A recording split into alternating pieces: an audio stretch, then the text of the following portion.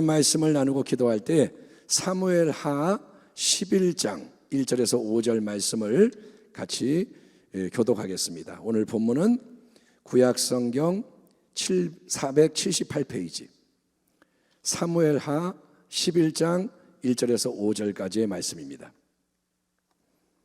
찾으셨으면 우리 교독합니다. 그 해가 돌아와 왕들이 출전할 때가 되매 다윗이 요압과 그에게 있는 그의 부하들과 온 이스라엘 군대를 보내니 그들이 암몬 자손을 멸하고 랍바를 에워쌌고 다윗은 예루살렘에 그대로 있더라. 2절 저녁 때 다윗이 그의 침상에서 일어나 왕궁 옥상에서 거닐다가 그곳에서 보니 한 여인이 목욕을 하는데 쉼이 아름다워 보이는지라. 다윗이 사람을 보내 그 여인을 알아보게 하였더니 그가 아뢰되 그는 엘리암의 딸이요 햇사람 우리아의 아내 밧세바가 아니니까 하니 다윗이 전령을 보내어 그 여자를 자기에게로 데려오게 하고 그 여자가 그 부정함을 깨끗하게 하였으므로 더불어 동침함에 그 여자가 자기 집으로 돌아가니라. 5절 같이 읽겠습니다. 그 여인이 임신함에 사람을 보내 다윗에게 말하여 이르되 내가 임신하였나이다 하니라.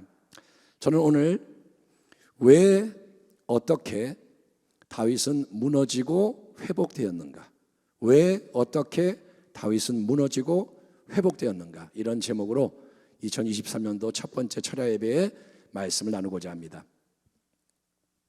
성도 여러분, 신구약 성경을 통틀어서 다윗, 이 사람은 아주 특별한 하나님의 사람, 하나님의 마음에 합한 자였습니다.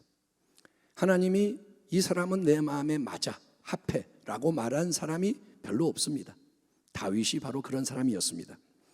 이스라엘 역사 속에서 다윗은 모든 다른 왕들의 영적 평가의 기준이 되었던 인물입니다. 하나님은 항상 이걸 보십니다. 다윗의 길로 갔느냐 아니냐, 다윗처럼만 해라, 그 말이에요. 다윗이 간 길을 갔느냐 아니냐가 왕들을 평가하는 기준이었습니다. 메시아 예수님의 모형이 되고 다윗의 후손으로 예수님이 이 땅에 오십니다. 그러니까 인간 중에 그런 사람이 드물어요. 그러나 그런 다윗의 인생에도 여러분 죄로 넘어지고 얼룩진 때가 있었는데 그중 가장 유명한 사건이 바로 다윗이 자기 부하 장군인 우리아의 아내 밧세바와 관련해서 범죄를 한 사건입니다. 다윗이 처음 성경에 등장하는 것은 사무엘상 16장에서 그가 목동으로서 왕의 기름 부음을 받을 때였습니다. 사울 왕이, 첫 번째 왕이 하나님 마음에 이제 안 맞으니까 하나님이 이새의 아들 중에 다윗을 택하셨습니다.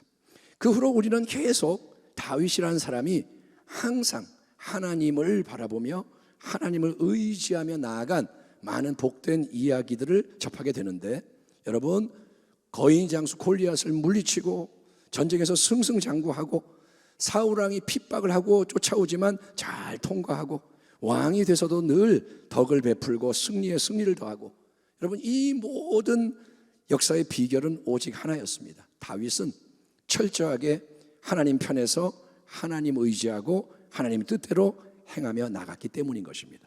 아멘. 아멘 합시다. 아멘. 여러분 다윗처럼 나가기를 바랍니다. 그런데 그렇게 자꾸 외적으로 높아지고 강해지고 풍족하고 번성하게 되자 다윗의 삶도 변합니다. 변질이 됩니다.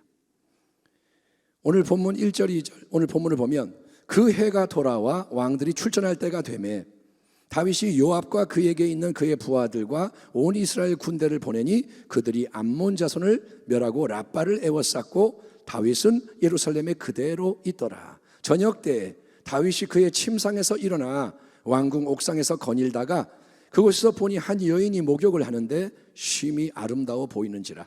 다윗이 사람을 보내 그 여인을 알아보게 하였더니 그가 아뢰되 그는 엘리암의 딸이요 햇사람 우리아의 아내 밧세바가 아니니까 하니 다윗이 전령을 보내어 그 여자를 자기에게로 데려오게 하고 그 여자가 부정함을 깨끗하게 하였으므로 더불어 동침함에 그 여자가 자기 집으로 돌아가니라. 이미 사무엘하 10장 앞장을 보면 암몬과 아람의 연합군을 격파함으로 큰 타격을 입혔습니다. 이스라엘이 전쟁을 지금 잘하고 있습니다. 암몬, 그 다음에 아람의 연합군이 왔지만 격파했고, 그리고 이제 이스라엘은 전쟁을 다시 수행하기에 적합한 4월쯤 되자 다시 암몬과의 전쟁에 나섭니다. 그런데 바로 이때 다윗 왕은 홀로 예루살렘에 남아 있었다 기록이 되어 있는 거예요. 전쟁을 나갔는데 다윗은 예루살렘에 그대로 남아 있었다. 이미 다윗은 많은 전쟁에서 승리를 거두었습니다. 정복 전쟁이 마무리 단계에 접어든 상태, 다윗의 이 군대들이 계속 이기고, 그래서 구태여 다윗이 진두지휘하지 않아도 되는 상황이었던 것 같습니다. 그래서 군대 장관 요압, 네가 나가. 다윗은 안 나가는 거예요. 하지만 문제는 다윗이 전쟁터에 나가지 않았다는 사실보다도 다윗의 마음과 삶이 많이 자만하고 안일해져 있었다는 것입니다. 여러분, 2절을 보면 다윗은 저녁까지 침상에 누워 있었습니다. 다시 한번, 다윗이 어떻게 했다고요? 저녁까지 침상에 누워 있었다. 이 말은 뭐냐면 낮 시간부터 잠을 자고 침대에서 뒹굴뒹굴 거리고 있었다는 거예요. 저녁까지. 그러니까 그 전부터, 낮부터 잠 좀 자자, 그리고 침대에 계속 있었던 거예요. 그러다가 저녁 무렵에 겨우 일어나서 그 다음에 하는 일이 뭐냐? 무료하니까, 심심하니까 왕궁 옥상을 거니며 이리저리 사방을 둘러봅니다. 그때 다윗의 눈에 딱 띄는 광경이 있었으니 그거는 한 여인이 저기서 목욕을 하네. 그런데 그 여인이 심히 아름답게 보였다는 거예요. 여러분, 만약에 다윗이 이때 안일하고 게으르고 무료한 삶을 살지 않고 이전에처럼 경건의 훈련에 매진했더라면 어땠을까요? 우리가 아는 다윗, 그 다윗처럼 찬양하고 기도하고, 여러분 더구나 지금 군대 장관 요압의 지휘 아래 이스라엘 온 군대가 전쟁터에 나가서 싸우고 있지 않습니까? 그러니 다윗은 더 힘써 기도를 했어야 했고, 또 남아있는 왕으로서 백성을 잘 다스리는데 매진했어야 마땅합니다. 다윗은 왕으로 세움받았으니 왕답게 해야 됩니다. 그러나 다윗이 낮잠을 자고 무료에서 이리저리 어슬렁대고 사방팔방 둘러보며 재미를 찾고, 그러다가 모욕하고 있는 외간 여인을 보고 마음이 심쿵해서 어쩔 줄 몰랐다는 겁니다. 물론 여러분, 다윗이 목욕하고 있는 여인을 보게 된 것 자체가 죄는 아닙니다. 그렇죠? 우리가 뭘 딱 보게 되는 것은 죄가 아닙니다. 하지만 다윗은 그런 자극이 딱 왔을 때 여인이 목욕을 하네? 봤을 때 적극적으로 피하고 차단하는 쪽으로 택해야 했습니다. 즉시 눈을 돌렸어야 돼. 그리고 자리를 옮겼어야 돼. 예. 근데 다윗은 그렇게 한 게 아니라 모욕하는 그 여인을 보니까 계속 바라보고 더 바라보고 그러면서 타오르는 정욕의 불에 더 기름을 끼얹었다는 거예요. 볼수록 정욕이 커지는 거예요. 마치 에덴 동산에서 뱀의 유혹에 넘어간 하와가 선악과를 이제 바라봤을 때, 처음에는 선악과를 보지 않았는데 뱀이 자꾸 말하니까 가서 이러고 바라보니까 어땠습니까? 먹음직하고 보암직하고 지혜롭게 할 만큼 탐스러워 보였던 건데, 다윗이 어여쁜 밧세바의 모욕하는 모습을 계속 바라보니 정욕이 점점 강해져서 드디어 다윗은 행동으로 나가게 되었던 것입니다. 다윗은 사람을 보냅니다. 저 집에 가봐. 그래서 여인에 대해서 알아보게 합니다. 그랬더니 보고되는 내용이 뭐냐? 그 미모의 여인은 밧세바입니다. 밧세바. 그녀는 엘리암의 딸입니다. 엘리암의 딸은 뭐냐면 다윗의 최측근인 여러분 아히도벨의 손녀입니다. 최측근, 다윗과 모든 계획을 나누는 측근의 손녀입니다. 그리고 예루살렘 출신의 헷 족속으로서 다윗의 37명 용사들 중에 하나인 우리야 장군의 아내라고 보고하는 거예요. 우리야의 아내, 그 다음에 엘리암의 딸 밧세바입니다. 그런 말을 들었으면 이제라도 다윗이 정신을 차리고 멈춰야 했습니다. 이 여인이 결혼을 한 여자 남의 아내라고, 더구나 내 최측근 신하의 손녀고 내 충성스러운 장군의 아내라는 거구나. 그렇다면 내가 지금 뭔 생각을 한 거야. 하나님 용서해 주세요. 그렇게 반응했다면 얼마나 좋았을까요? 다윗이 내가 뭔 생각한 거야. 그러나 다윗은 정욕에 이미 사로잡혀서 전령을 보내 밧세바 데려오게 합니다. 그 여인 데리고 와. 그리고 꺼리낌 없이 동침합니다. 그리고 그녀를 집으로 돌려보냈는데, 아니 어떻게 여러분, 다윗이, 다른 사람도 아니고 하나님의 사람 다윗, 특별한 은총을 입은 다윗이 이런 끔찍한 일을 저지르게 되냔 말입니다. 여기서 우리는 신앙이 우리 자신의 소유가 아니라 계속되는 관계라는 진리를 확인하게 됩니다. 따라합니다. 신앙은, 크게 합시다. 신앙은 소유가 아니고 관계다. 여러분, 이전에 지금까지 다윗은 항상 하나님을 의식하며 하나님께 여쭙습니다. 그렇죠? 장소를 이동할 때도 여쭤요. 하나님, 내가 어디로 가리이까? 거기 가리이까? 그래서 가라 그러면 가는 거예요. 전쟁을 할 때도 하나님께 여쭙고 지도를 받습니다. 하나님, 내가 치리이까? 쳐라. 어떻게 치리이까? 이렇게 해라. 다윗은 하나님을 늘 인정하고 하나님께 여쭙는 거예요. 그러나 어렵고 힘들 때는 하나님을 의식하며 하나님만을 의지하던 다윗이 이제 높아지고 강해지고 부해지고 편해지자 하나님을 잊어버렸습니다. 다윗 속에 하나님을 의식하는 게 사라졌습니다. 자기 눈에 보이는 대로, 자기 마음에 충동이 오는 대로 행동하는 걸 보세요. 다윗이 하나님의 사람이 이제 하나님을 잊어버리고 보이는 대로, 느껴지는 대로 행동하는 겁니다. 풍랑이 넘실대는 밤바다 위를 걷던 베드로의 눈이 예수님으로부터 딴 데를 향하고 바람과 풍랑을 의식했을 때, 기억하시죠? 베드로가 주여, 주님이면 나로 오라 하소서, 오라 그랬더니 베드로가 주님 바라보며 주의 음성을 들으며 나갔는데 주님을 안 보고 딴 데 보고 딴짓하니까 물속으로 쓱 빠져들어갔잖아요. 이처럼 신앙의 관건은 계속 초점을 하나님께 맞추고 나가는 거예요. 신앙의 관건, 신앙의 숙제, 신앙의 사명은 뭐냐? 하나님을 맞추고 나가는 거예요. 만약에 그렇게 하지 않고 딴 데를 보고 딴 소리를 듣고 딴 데 마음을 두면 우리는 다윗이 그랬던 것처럼 여러분, 자기도 모르는 사이에 변질되고 마는 거예요. 우리는 연약합니다. 우리는 부족합니다. 여러분, 다윗이 넘어졌다니까요. 딴 사람이 아니라 다윗이. 여러분, 인간은 다윗도 넘어졌기 때문에 다 똑같아요. 딴 데 보면 다 변질되는 거예요. 하나님을 잊어버리게 돼요. 하나님 생각이 안 나. 하나님 없이도 나는 괜찮아, 잘 할 수 있어, 잘 살 수 있어, 내가 원하는 대로 하면 되는 거야. 이게 뭐냐 하면 내 자아가 왕좌에 앉아서 나대고 설친다는 거예요.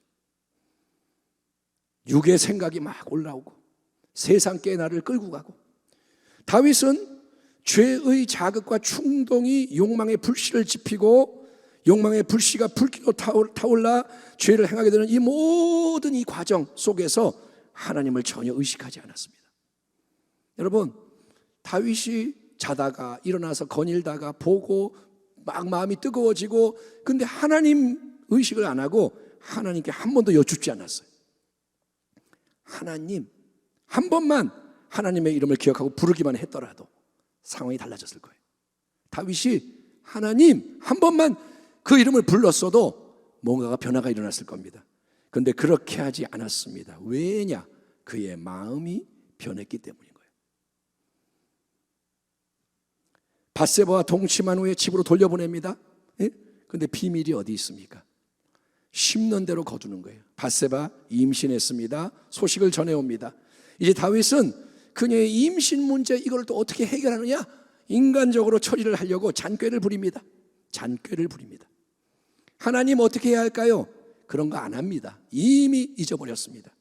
그래서 어떻게 하느냐? 그래, 전쟁터에 가 있는 우리야 장군을 불러들여라. 그래서 술을 먹인 다음에 너 집에 가서 자라. 다윗의 생각은 그러면 우리야가 아이고 좋다 그러고 이쁜 밧세바에게 들어가서 동침하면 아기가 생길 거 아니냐? 그러면 우리야가 낫다고 하면 되지 않느냐? 그런데 여러분, 문제가 뭐냐? 두 번이나 그랬지만 여러분, 이 충성스러운 우리야 장군은 아무리 술을 먹여서 취하게 만들어도 집에 안 들어갑니다. 뭐라 하냐?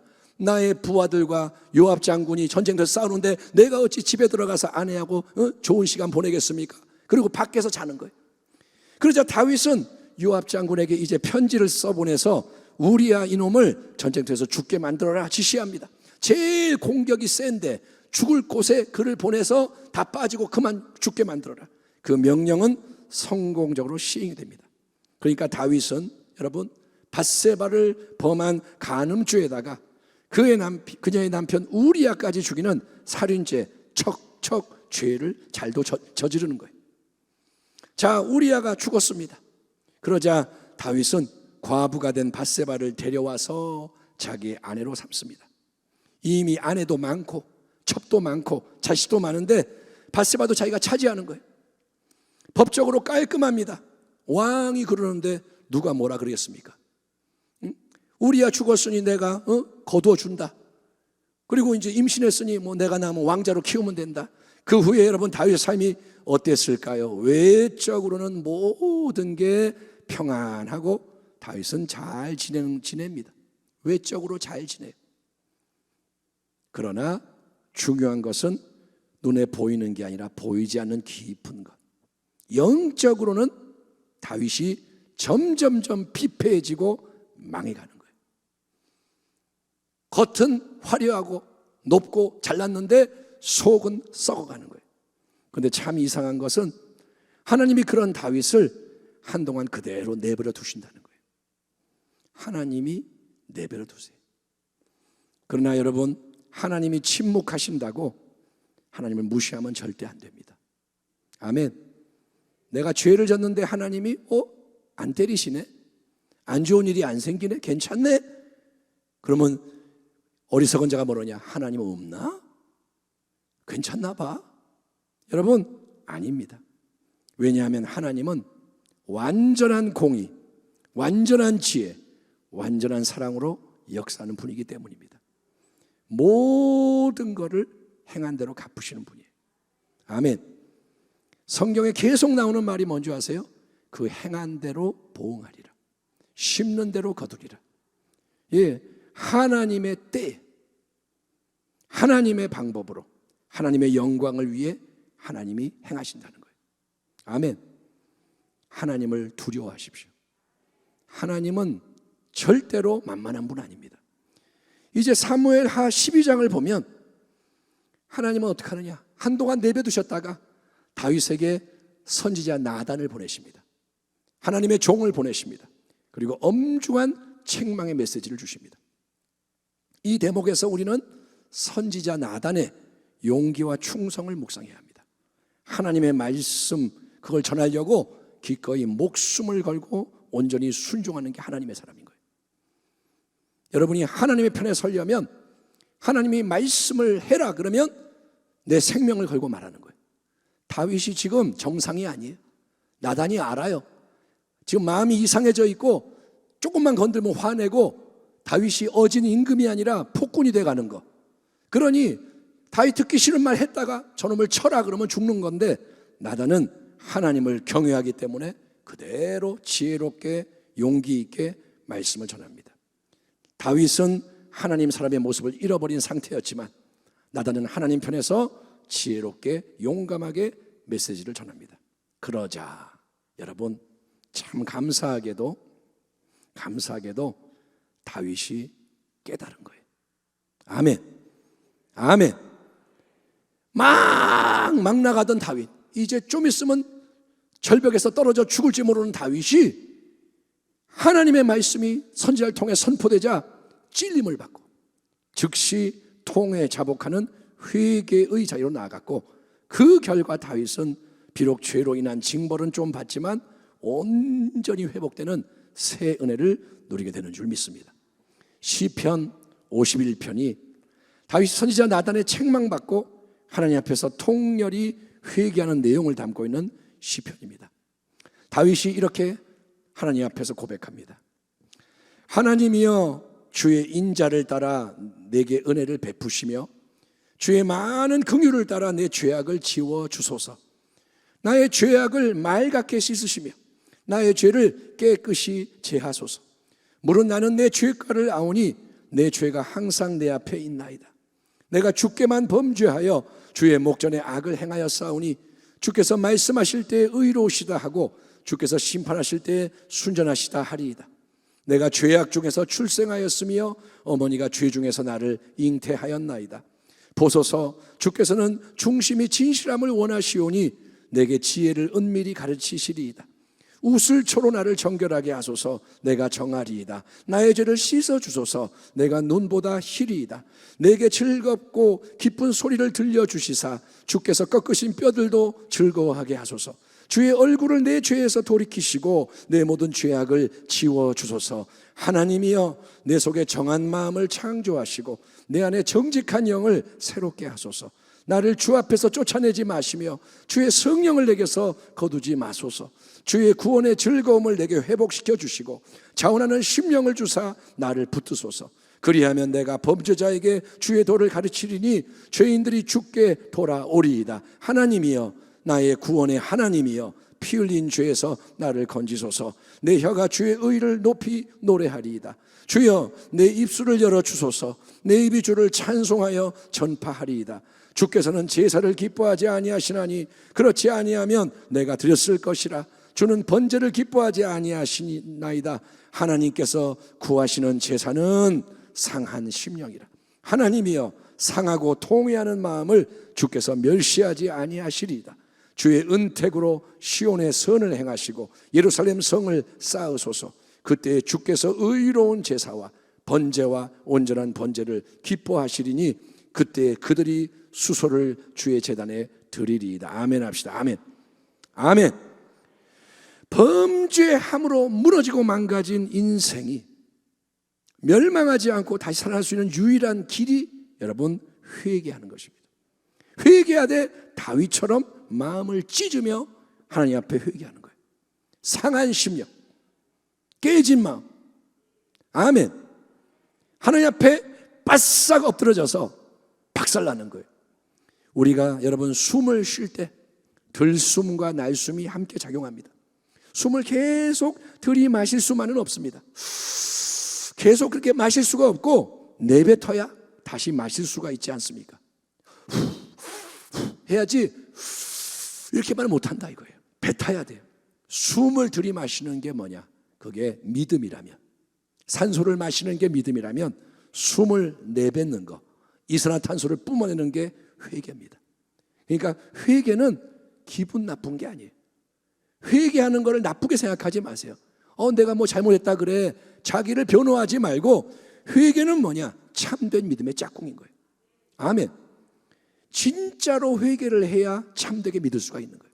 따라합니다. 회개해야 믿음이 생긴다. 비워야 채울 수가 있잖아요. 버려야 새 것을 얻잖아요. 이게 똑같은 원리예요. 내가 옛 것을 가지고 새 것을 받을 수가 없어요. 죄를 가지고 있으면서 성령 충만할 수 없어요. 만약에 다윗이 죄를 안 지었으면 얼마나 좋았을까 생각도 해봅니다. 하지만 하나님은 그런 안 좋은 것마저도, 다윗의 죄마저도 선하게 사용하시는 놀라우신 하나님이신 거예요. 왠지 아세요? 다윗은 죄에 빠져서 넘어지고 무너졌기 때문에 더 낮아지고 겸손해지고 진실해지고 하나님 보시기에 더 아름다운 그릇으로 연단이 된 겁니다. 아멘.